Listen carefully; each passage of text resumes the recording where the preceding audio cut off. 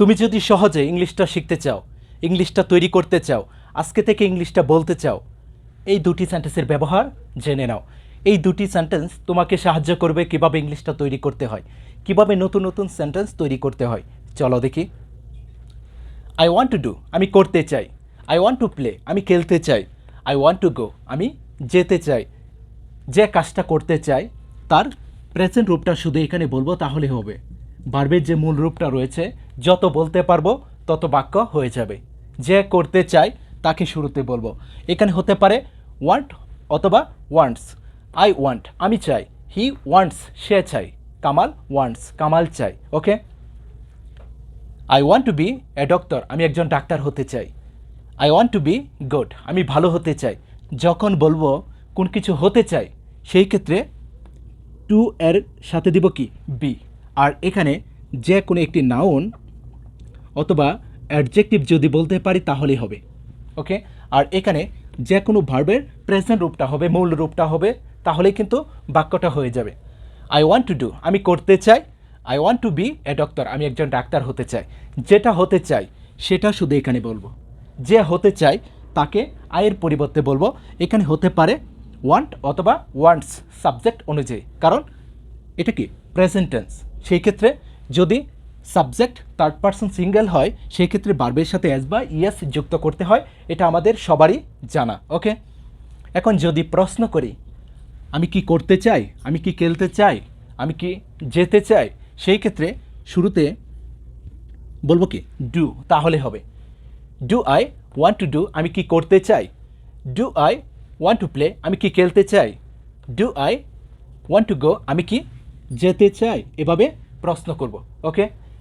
যদি এখানে তাকে ওয়ান্টস, এখানে যদি হয় he, she, Kamal, Mina, Tina, সেই ক্ষেত্রে শুরুতে বলবো কি does. Does Mina want to do, Mina কি করতে চায়। Does he want to do, সে কি করতে চায়। Does Kamal want to do, Kamal কি করতে চায়। এভাবে বলবো। Okay. Does he want to do, সে কি করতে চায়। Does he want to play, সে কি খেলতে চায়। Does he want to go, সে কি যেতে চায়।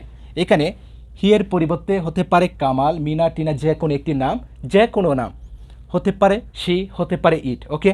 এখানে do I, do you, do we, do they. Okay. আর যখন থার্ড পারসনগুলি সংখ্যায় বেশি থাকবে, একজনের বেশি থাকবে, সেই ক্ষেত্রে বলবো কি ডু। ওকে। এখন যদি এখানে প্রশ্ন করতে চাই যে আমি কি একজন ডাক্তার হতে চাই, সেই ক্ষেত্রে এখানেও বলবো কি ডু অথবা does. Do I want to be a doctor, আমি কি একজন ডাক্তার হতে চাই। Do I want to be good, আমি কি ভালো হতে চাই। এভাবে প্রশ্ন করব। ওকে। অথবা does he, does Kamal, does Mina want to be a doctor. Does he want to be a doctor, সে কি একজন ডাক্তার হতে চায়। Does Mina want to be a doctor, Mina কি একজন ডাক্তার হতে চায়।